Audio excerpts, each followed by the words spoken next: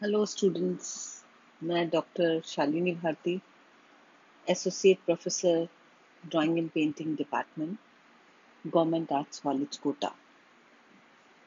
आज हम सब इकट्ठे हुए हैं इस कलर थ्योरी के बारे में जानने के लिए। कलर थ्योरी मतलब रंग सिद्धांत। चित्रकला के विद्यार्थी नहीं, designing, painting, architecture, textile designing और किसी भी तरह के डिजाइनर्स जो हैं, या जीवन में जो भी व्यक्ति इस जीवन को जी रहा है, उसको कलर का महत्व के बारे में पता है। और इस कलर के महत्व को जानते हुए हम इस कलर थ्योरी की बात कर रहे हैं। रंग हमारे जीवन का एक मुख्य आधार है। अगर हमारे रंग जीवन से अलग कर दिया जाए, जीवन में अगर रंग नहीं हो तो एक नीरसता आ जाएगी। तो इस कलर को जानने के लिए हम हमें सबसे पहले रंग के सिद्धांत को जानना होगा। हमें जानना होगा कि कलर क्या है और कलर के कॉम्बिनेशन क्या है, कलर की थ्योरी क्या है। तो कलर थ्योरी को समझने के लिए हमें सबसे पहले कलर को समझना होगा। कलर कॉम्बिनेशन को समझने के लिए हमें पहले कलर के फॉर्मूलों को समझना पड़ेगा। लेकिन आइए सबसे पहले हम अगर कलर की बात करें तो कलर क्या है। अगर हम किसी भी चीज, वस्तु को अगर हम देखेंगे तो चाहे वो कोई सतह हो, कोई आकार हो, कोई फॉर्म हो या कोई रूप हो, यदि उसमें रंग है और हमें कलर दिखाई देता है, तो उस कलर को अगर हम हटा दें या उस कलर को उस फॉर्म में से या उस सतह पर से हम निकाल लें, तो वो चीज, वो सतह, वो आकार क्या होगा? पारदर्शी हो जाएगा। पारदर्शी मतलब ट्रांसपेरेंट हो जाएगा। किसी भी चीज को आकर्षित करने के लिए, अट्रैक्ट करने के लिए भी हमें कलर की आवश्यकता होती है। पर किसी भी चीज को बहुत सुंदर, खूबसूरत और आकर्षक बनाने के लिए भी हमें रंग की आवश्यकता होती है। बच्चों, किसी भी चीज का या किसी भी व्यक्ति का या किसी भी अन्य बात से या अन्य किसी चीज से भी हम किस सब का ध्यान हमारी ओर आकर्षित करना चाहते हैं, तभी भी हम किस चीज का सहारा लेते हैं? रंगों का सहारा लेते हैं। तो हमें रंग की बहुत ज्यादा, हर पग पग पर हमें रंग की आवश्यकता होती है। कलर के बिना हमारा जीवन बिल्कुल नीरस सा है। कलर जिसके बारे में हम बात कर रहे हैं, उसका एक अपना स्वभाव होता है, एक मूड होता है। कलर का अपना एक प्रवाह या कह सकते हैं कि गति होती है, मोशन होता है। कलर की अपनी एक साइकोलॉजी होती है, मनोवैज्ञानिकता होती है। कलर, जहां तक मैं कह सकती हूँ, एक संप्रेषण का माध्यम भी है। बिना कुछ कहे हम अपनी बात किसी दूसरे तक पहुंचाएं या उसे हम अपनी बात समझा सकें, ये भी बात कलर के अंदर है। जैसे कि हम कहें, ट्रैफिक लाइट के सिग्नल को देखते ही जो हम कलर देखते हैं ट्रैफिक लाइट के अंदर के भी, अभी रेड हो रहा है, तो स्वतः ही हम जान जाते हैं कि अभी हमें क्या संकेत मिल रहा है, अभी हमें क्या करना है।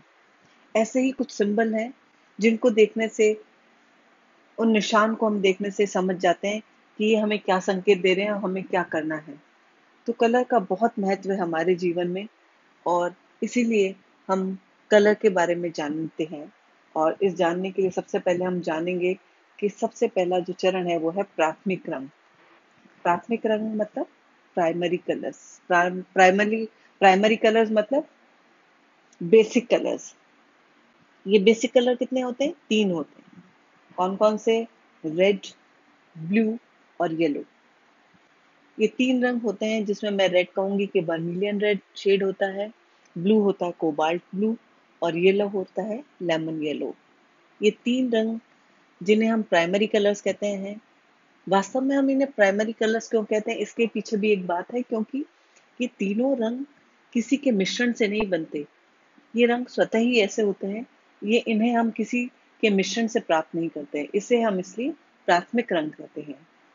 अब हम आगे चलते हैं, तो दूसरे रंग की जो स्टेज है वो है सेकेंडरी कलर्स। सेकेंडरी कलर्स का मतलब created by mixing primary colours. ये कलर वो हैं जिनको हम प्राइमरी कलर्स को आपस में एक दूसरे से मिला के मिश्रण से प्राप्त करते हैं। जैसे कि अगर हम रेड और ब्लू कलर को मतलब लाल और नीले रंग को अगर हम मिलाते हैं तो हमें कौन सा रंग प्राप्त होता है? Purple colour. तो पर्पल कलर है सेकेंडरी कलर। फिर अगर हम ब्लू कलर और येलो कलर को मिलाते हैं, दोनों प्राथमिक रंगों को मिलाते हैं तो हमें ग्रीन कलर प्राप्त होता है, मतलब हरा रंग प्राप्त होता है। ऐसे ही अगर हम येलो कलर को और रेड कलर को मिलाते हैं तो हमें प्राप्त होता है ऑरेंज कलर। ऑरेंज कलर मतलब नारंगी रंग। इससे अब हम जो हमारे पास तीन रंग थे, जो तीन प्राथमिक रंग थे, उससे अब हमारे पास कलर व्हील में 6 रंग हो जाते हैं। मतलब 6 हमें सेकेंडरी कलर किससे प्राप्त होता है? प्राथमिक रंगों के मिश्रण से हमें 3 रंग और प्राप्त होते हैं। अब हमारे पास हो गए 6 रंग, मतलब लाल, बैंगनी, नीला, हरा, पीला और नारंगी। अब इसके बाद हम आगे बढ़ते हैं। इसका आगे का चरण है त्रियक रंग। कौन से होते हैं? ट्राइटोरी कलर्स। त्रियक रंग। त्रियक रंग क्रिएटेड बाय मिक्सिंग प्राइमरीज और सेकेंडरी कलर्स। मतलब ये रंग प्राइमरी कलर्स मतलब प्राथमिक रंगों और सेकेंडरी कलर्स द्वितीय रंगों के मिश्रण से बनते हैं। ये कलर, जैसे कि कलर व्हील में हमारे पास पहले 6 रंग थे, इन कलर के मिश्रण से आपस में हमारे पास अब कलर व्हील में 12 रंग हो जाते हैं, मतलब 12 कलर शेड्स हमें मिल जाते हैं। जैसे उदाहरण के लिए मैं बताऊं आपको कि अगर रेड और ऑरेंज कलर के मिश्रण से हमें कौन सा प्राप्त होता है कलर? Red orange colour. मतलब इस कलर में, इस ऑरेंज कलर में रेड की मात्रा अधिक है। फिर अगर हम दूसरा कलर देखें, अगर ऑरेंज और रेड को मिलाएं जिसमें ऑरेंज की मात्रा अधिक होगी तो हमें कौन सा कलर प्राप्त होगा? Orange red. इसमें ऑरेंज की मात्रा अधिक है। ऐसे ही अगर हम ऑरेंज और येलो कलर को मिलाते हैं तो हमें कौन सा कलर मिलता है? Orange yellow. मतलब ये जो ऑरेंज है उसमें येलो का शेड नजर आता है। ऐसे ही येलो और ऑरेंज को हम मिलाएंगे जिसमें येलो की मात्रा अधिक होगी तो हमें येलो ऑरेंज कलर मिलेगा। ऐसे ही अगर हम येलो और ग्रीन कलर को मिलाएंगे जिसमें येलो की मात्रा अधिक हुई तो वो कौन सा कलर बनेगा? कौन सा शेड हमें मिलेगा? Yellow green. ऐसे ही ब्लू और पर्पल को मिलाएंगे तो ब्लूइश पर्पल मिलेगा, मतलब ब्लू की मात्रा अधिक है। ब्लू, अगर हम इसके आगे अगर देखें, पर्पल और रेड को मिलाते हैं हम, पर्पल कलर मतलब बैंगनी और लाल रंग को मिलाते हैं जिसमें बैंगनी की मात्रा अधिक होती है तो हमें बैंगनी, लाल, लालिमा लिया हुआ बैंगनी मतलब पर्पल में रेड कलर की मात्रा पर, पर्पल रेड मिलेगा हमें। इस तरह से हमें ये 3 कलर से 6 रंग नाम मिले और 6 से हमें 12 शेड्स मिले। अब अगर हम आगे चलते हैं और बात करते हैं ह्यू, सैचुरेशन और वैल्यू की। ह्यू, सैचुरेशन और वैल्यू, ये 3 बहुत अहम पार्ट हैं इस कलर के। तो सबसे पहले हम बात करते हैं ह्यू। ह्यू मतलब ह्यू इज जस्ट अ कलर। किसी भी रंग को ह्यू कह सकते हैं। ह्यू मतलब रंग, चाहे वो लाल, पीला, हरा, नीला, बैंगनी, ये सब क्या है? ह्यू है। अब बात करते हैं हम सैचुरेशन की। सैचुरेशन मतलब रंग की तीव्रता या प्रमाण, intensity of colour, intensity of hue कह सकते हैं इसे। जैसे आप इसमें देख रहे हैं कि एक लाल रंग की पट्टी का आपको दिखाई दे रखी है। इसमें राइट साइड में सैचुरेशन है और लेफ्ट साइड में डीसैचुरेशन है। जैसे जैसे हम सैचुरेशन की तरफ बढ़ते हैं तो देख रहे हैं कलर की मात्रा अधिक ब्राइटर होती जा रही है, वाइब्रेंट होता जा रहा है कलर। तो जैसे जैसे कलर का सैचुरेशन बढ़ता है तो वो कलर क्या होता है? ब्राइट होता जाता है, चमकदार हो जाता है और वाइब्रेंट हो जाता है। जैसे जैसे कलर की डिसैचुरेशन होता है, मतलब उसकी उसमें फीकापन, वो लाइटर होता जाता है और फीकापन होता है, फेडेड होने लग जाता है। तो ये कलर की सैचुरेशन को बताता है। अगर सैचुरेशन बढ़ता है तो कलर ब्राइटर होता है और सैचुरेशन घटता है या तो मतलब डिसैचुरेशन होता है तो कलर में फीकापन आता जाता है। आगे हम चलते हैं, अब बात करते हैं वैल्यू की। यहाँ हम कलर वैल्यू की बात करते हैं। वैल्यू किसी भी रंग की लाइटनेस और डार्कनेस की डिग्री है। क्या है? किसी भी कलर के लाइटनेस और डार्कनेस की डिग्री। जैसे जैसे कलर की डिग्री बढ़ती जाएगी कलर डार्क होता जाएगा, और जैसे जैसे डिग्री कम हो जाएगी मतलब वैल्यू कम होती जाएगी कलर की, वो लाइटर होता जाएगा। जैसा कि आप पिक्चर में देख रहे हैं, मेन कलर रेड है, इसके बीच वाला जो है वो मिड टोन है। जैसे जैसे मिड टोन से हम डार्कर कलर की तरफ बढ़ते जाएंगे, राइट हैंड साइड की लेफ्ट हैंड साइड की तरफ बढ़ते जाएंगे, तो हम देखते हैं कि कलर डार्क होता जा रहा है, मतलब कलर की वैल्यू बढ़ती जा रही है। और जैसे ही जैसे हम मिड टोन से राइट हैंड साइड की तरफ बढ़ेंगे, मतलब लाइटर टोन की तरफ बढ़ेंगे, तो कलर की वैल्यू क्या होगी, घटती जाती है। तो इसका मतलब ये है, कलर की वैल्यू बढ़ने से कलर की डार्कनेस बढ़ती है, और कलर की वैल्यू कम होने से कलर की लाइटनेस बढ़ती है। तो कलर की लाइटनेस और डार्कनेस ही वैल्यू है। अब हम बात करते हैं शेड, टिंट और टोन की।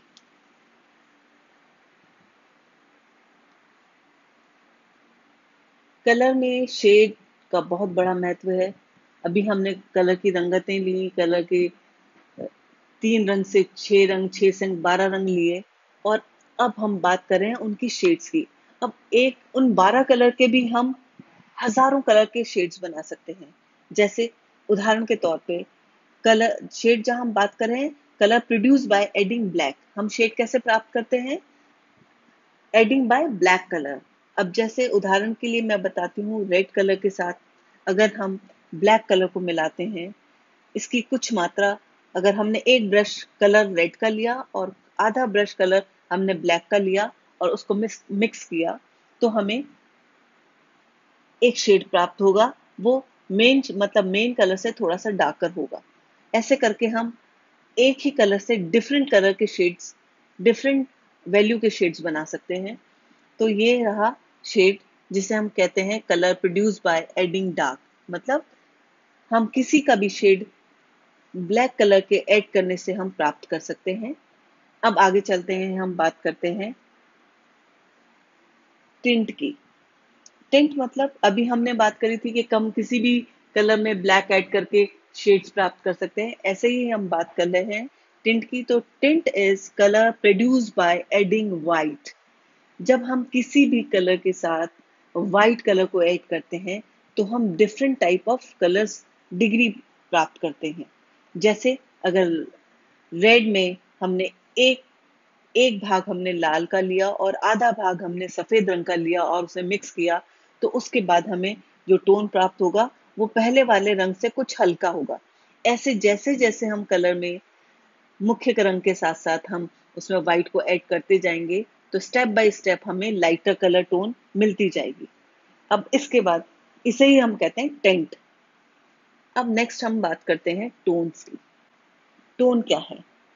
टोन है colour produce by adding grey colour.